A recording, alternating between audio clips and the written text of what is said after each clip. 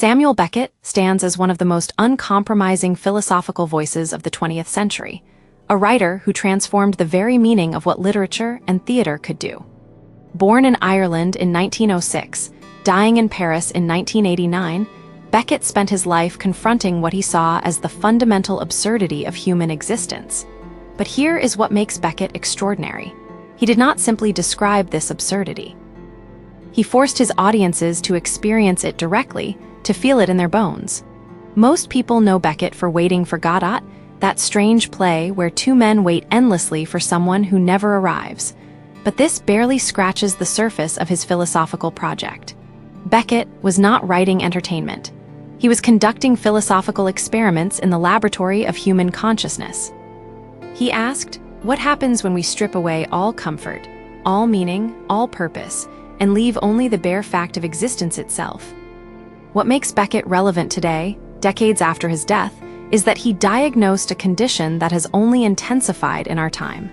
We live in an age of information overload, constant connectivity, and perpetual distraction.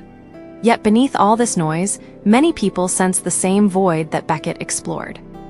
His work offers no consolation, no easy answers, but it provides something perhaps more valuable: honest confrontation with what it means to be human when all illusions have been stripped away.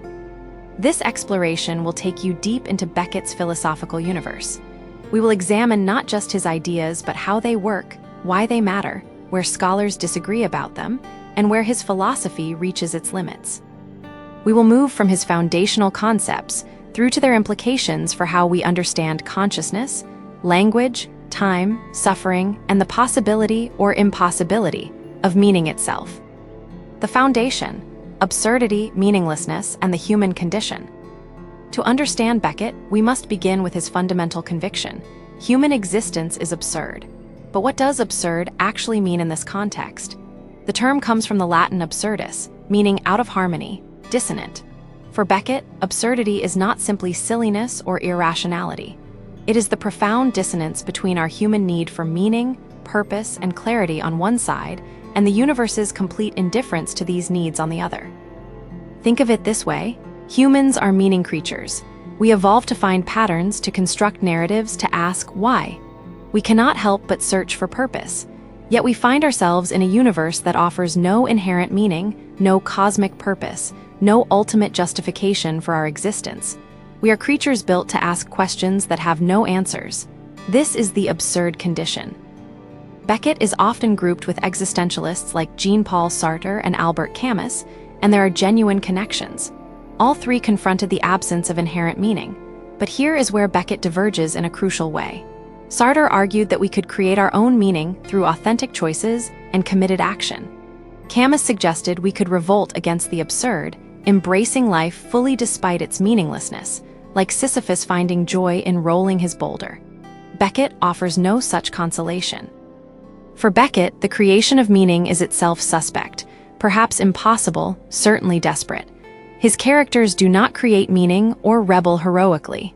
They simply persist. They go on not because going on has value, but because they cannot do otherwise.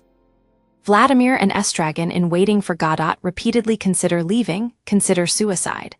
Yet they remain, waiting for a Godot who represents every promise that never materializes, every meaning that fails to arrive.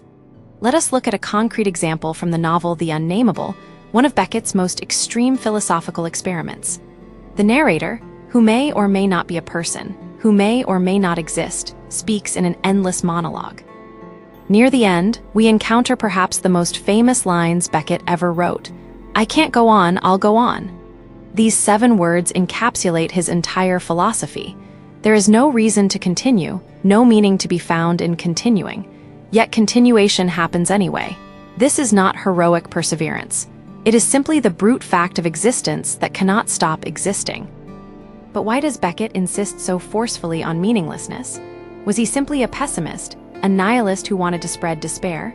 This is a common misreading. Beckett's project was actually one of intellectual honesty taken to its extreme limit. He saw that most philosophy, most religion, most human culture consists of elaborate constructions designed to shield us from the raw fact of our situation. Consider how most people live.